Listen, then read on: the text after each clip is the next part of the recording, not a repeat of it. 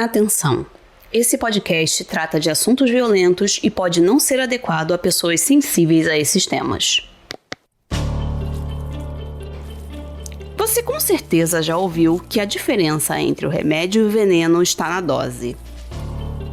Mas qual a diferença entre um cosmético e uma arma letal? Na Itália do século XVII, uma fabricante de perfumes e maquiagens viu seu negócio prosperar. O que atraía tanta gente nos produtos da Giulia Tofana? A verdade é que seus clientes sabiam muito bem o que estava comprando. E Giulia estava ajudando centenas de mulheres a dar outro significado à expressão até que a morte os separe. Essa é a Carruagem Sobrenatural, o podcast de histórias reais que vão alimentar seus pesadelos. Eu sou Thaís Messora e vou te conduzir nessa viagem sombria.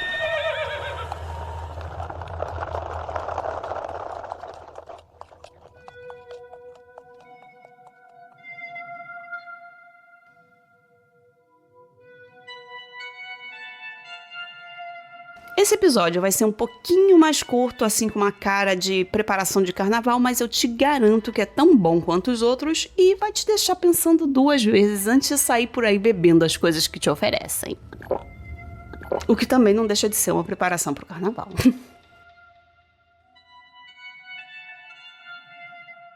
Bom, vamos lá. Giulia Tofana era uma fabricante de maquiagens com um toque assim, digamos, especial. Não dizem por aí que é necessário ter um diferencial para se destacar no mercado? A Giulia com certeza ouviu esse conselho na hora de preparar o seu principal produto. A Aqua Tofana, que a fez entrar para a história por ter ajudado a matar mais de 600 homens. Mas sem apressar as coisas, vamos começar do começo.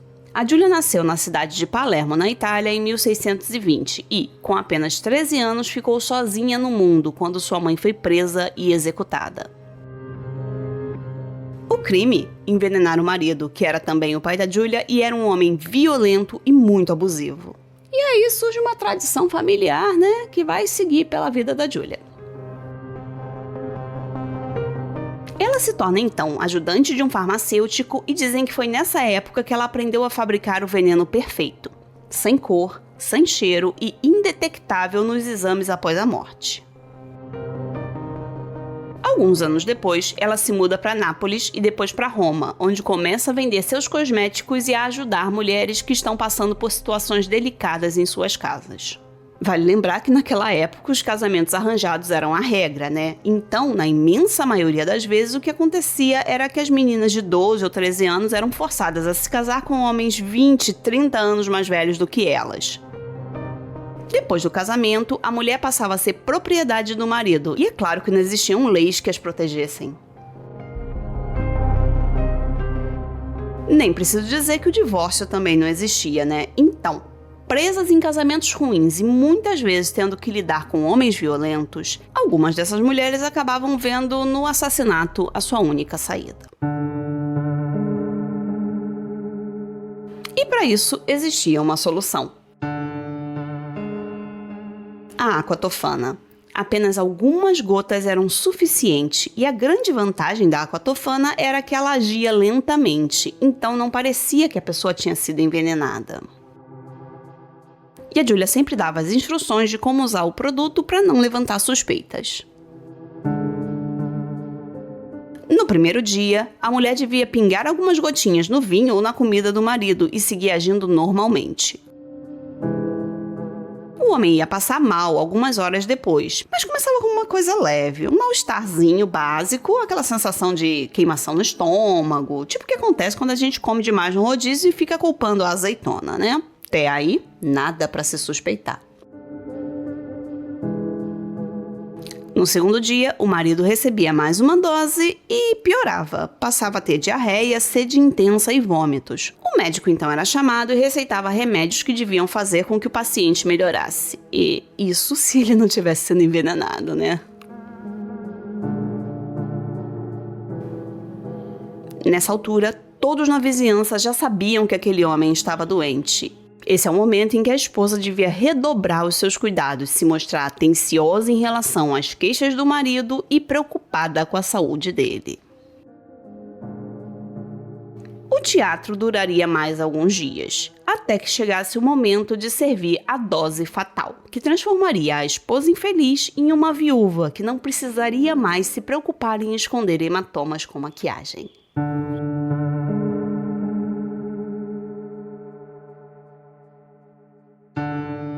Não preciso nem dizer que a Julia exigia segredo das suas clientes, o que não era muito difícil de conseguir, né? Porque a parte boa de um negócio como esses era que ninguém que comprava dela ia denunciar, já que para isso estaria admitindo também um crime. E foi isso que permitiu que ela agisse sem ser descoberta por um longo período. Ninguém sabe exatamente a fórmula da aquatofana. Só o que se sabe é que o líquido levava, entre outros ingredientes, beladona, chumbo e arsênico. Inclusive, quando eu comecei as pesquisas para esse episódio e digitei no Google aquatofana, apareceu naquelas sugestões de pesquisa. Como preparar? Eu fiquei assim, gente, por favor, não, né? Enfim. De qualquer maneira, a Julia tinha o disfarce perfeito, já que ninguém desconfiava de um mero frasco de maquiagem. Aquela coisa, né? Os homens olhavam assim e falavam, bobagem de mulher, é maquiagem. Nada de se preocupar. Depois de um tempo, a aquatofana passou a ser vendida em frascos de maná de São Nicolau, que era tipo um elixir que se acreditava ter propriedades curativas na época. Aquela coisa que serve pra tudo, desde dor de cabeça até pra úlcera. Agora, eu particularmente não vejo muita vantagem nessa embalagem nova, né? Porque assim, imagina que chega tua avó na tua casa e dá aquele frasco ali de bobeira e ela fala pra você, dá um pouco desse maná aí que minha artrite tá me matando hoje, minha filha. Aí você sai correndo pra tirar o frasco da mão da sua avó, porque esse aqui é especial do fulano, vó, não pode. Enfim. E é claro que naquela época não tinha cosméticos orgânicos e não testados em animais, como existem hoje, né? Então muitos elementos tóxicos eram usados nas maquiagens normalmente. Pra você ter uma ideia, uma prática de beleza da época era pingar uma gotinha de beladona nos olhos para dilatar as pupilas, porque, pasmem, isso era considerado atraente. Lembrando que a beladona é o extrato de uma planta extremamente tóxica, né? Então, desde sempre parece que as mulheres vão fazendo tudo pela beleza. De toda forma, isso facilitava que um fabricante de cosméticos tivesse substâncias venenosas e não atraísse nenhuma suspeita. Com o tempo, o negócio foi crescendo e a Julia tinha outras mulheres que trabalhavam com ela fazendo a captação de novas clientes. Quase um esquema de pirâmide com um público-alvo de mulheres infelizes nos casamentos. Tipo aquela moça que vai na sua casa com aquela revistinha de maquiagem, que eu não vou falar o nome da marca, mas você sabe qual é, e daqui a pouco tá te oferecendo um produto assim, que não tá no catálogo oficial. Mas nenhum sucesso dura para sempre, e com Julia Tofana não seria diferente. Em 1659, ela viu o império que tinha construído com a sua fórmula ruir por causa de um simples prato de sopa. Agora, uma pausa para a nossa leitura sobrenatural, a indicação de um livro para você que curte os temas sombrios desse podcast. E hoje a indicação vai ser um pouquinho diferente, porque eu vou falar de 2 livros. O primeiro é A Pequena Loja de Venenos, que traz uma história que transita entre a Londres do século XVIII e os dias atuais, onde a gente vai conhecer a Nella, uma curandeira que fazia venenos para ajudar mulheres infelizes em seus casamentos, e Caroline, uma historiadora fisgada pelo mistério da loja de venenos. A segunda indicação é mais do que especial, é do autor brasileiro Vicento Hughes e o seu livro O Veneno de Sócrates. Nessa história, o autor nos leva a uma viagem deliciosa para a Grécia, junto com a Sofia Parlese e seu tio Aparício, que é um senhorzinho de quase 90 anos, super inteligente. Quando uma morte suspeita acontece, é claro que os dois vão investigar a fundo. Essa é uma história super bem escrita e amarradinha no estilo do Cozy Mystery, que é o estilo que a Agatha Christie escrevia. Então só isso já ganhou a gente aqui, né? E mesmo eu, que sou uma pessoa que lê um pouco mais devagar, devorei esse livro em menos de uma semana. Ou seja, não dá pra perder. E você já sabe, né? Comprando no link da descrição, você ajuda o podcast a crescer e não paga nada mais por isso. E agora, voltando para nossa viagem.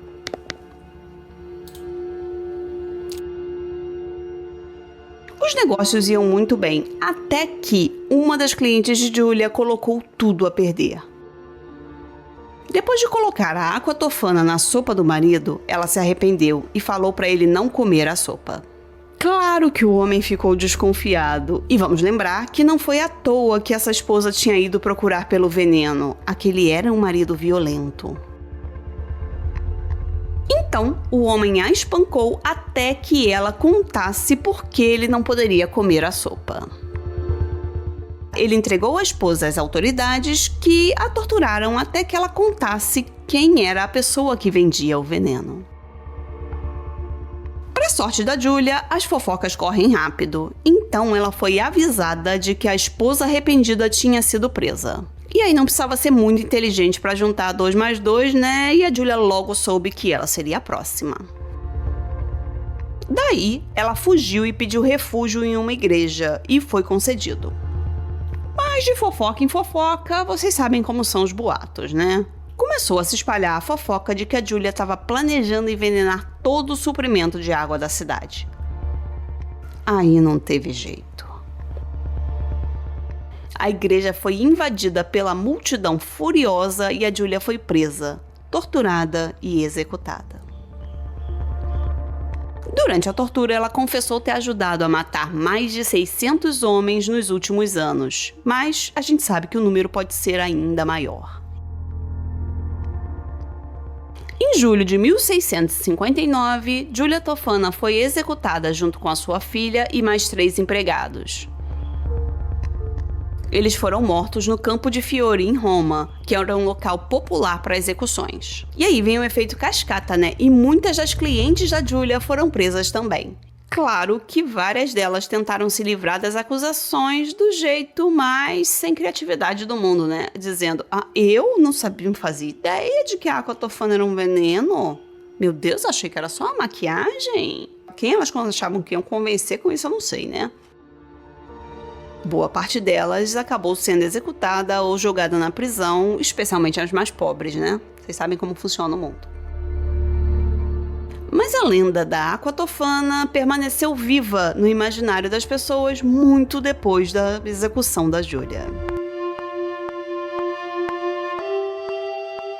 Mudando um pouco de assunto, eu não poderia fazer um episódio da Carruagem falando sobre venenos sem mencionar a rainha do crime, Agatha Christie, que usou venenos na maior parte dos seus livros e descreveu a ação de cada substância com um grau de precisão elevado. E essa é uma característica muito interessante da obra dela, que é, por um lado, trazer informações verossímeis a respeito dos venenos e, por outro lado, explicar a ação das substâncias tóxicas de uma forma simples o suficiente para ser compreendida por leitores sem nenhum conhecimento em toxicologia, como eu, por exemplo.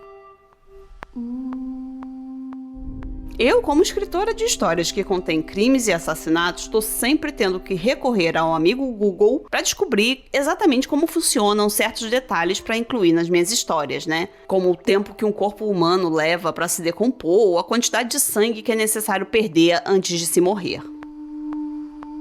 Essas coisas super inocentes que poderiam levantar uma enorme suspeita sobre as minhas intenções caso a polícia analisasse meu histórico de buscas. Por favor, não façam isso. Então, eu acho super interessante como a Agatha conseguiu, sabe, numa época sem internet, ter um conhecimento sobre venenos profundo o suficiente para criar tantas tramas. Aí, é claro, eu fui pesquisar sobre o assunto e descobri que ela trabalhou num hospital durante a Primeira e a Segunda Guerra. Ela começou como enfermeira e depois passou a atuar como auxiliar de farmácia. Naquela época, os remédios não eram comprados prontos em comprimidos como hoje em dia. As receitas eram preparadas na própria farmácia do hospital, misturando diversas substâncias potencialmente mortais. Então, entender os efeitos e perigos dessas substâncias era fundamental para evitar matar pessoas por acidente, né? Inclusive, ela trabalhava nesse hospital quando escreveu seu primeiro livro, O Misterioso Caso de Styles, que foi lançado em 1920. Nesse livro surge o personagem mais famoso da autora, o detetive Hercule Poirot, e a arma utilizada no crime seria justamente um veneno, a estricnina. Ou seja, o seu trabalho no hospital e o contato que teve com as substâncias perigosas foi fundamental para que ela se tornasse a autora de ficção mais lida de todos os tempos. Quê? Hã?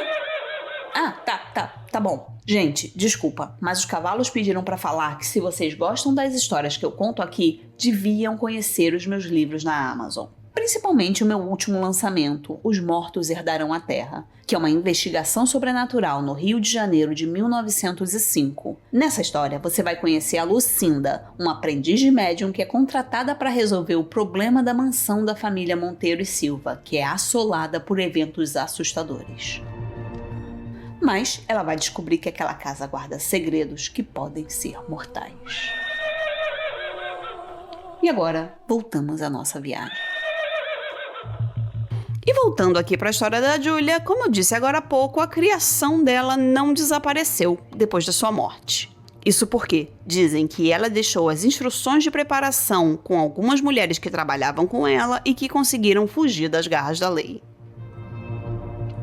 A fama era tanta que mais de 100 anos depois, sempre que alguém caía doente de forma misteriosa, as pessoas começavam a desconfiar de Aqua Tofana. O que pode ter deixado muitos maridos ali pensando duas vezes em maltratar suas esposas.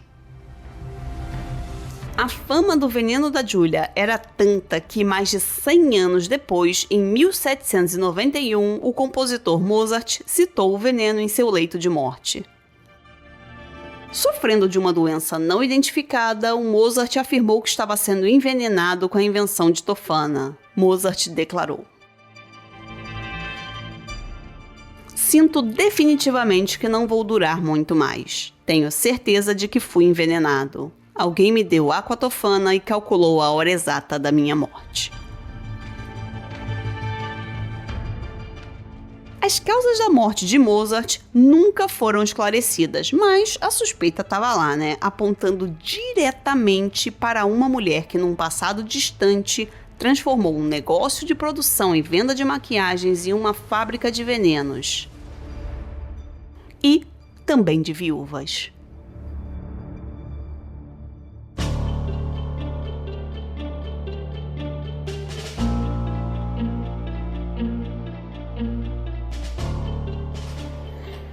E assim termina a nossa viagem de hoje. Cuidado com o degrau ao desembarcar e lembre-se de avaliar o podcast e nos seguir nas redes sociais. Se você gosta do podcast, compartilhe com seus amigos. Estamos sempre procurando por novos passageiros para assombrar. E não se preocupe, a carruagem sobrenatural é grande e tem espaço para todo mundo. Nossos passeios acontecem todas as sextas-feiras às 13 horas, mas você pode embarcar na hora que quiser pelo seu agregador de podcasts. Estarei te esperando para mais um Passeio Sobrenatural.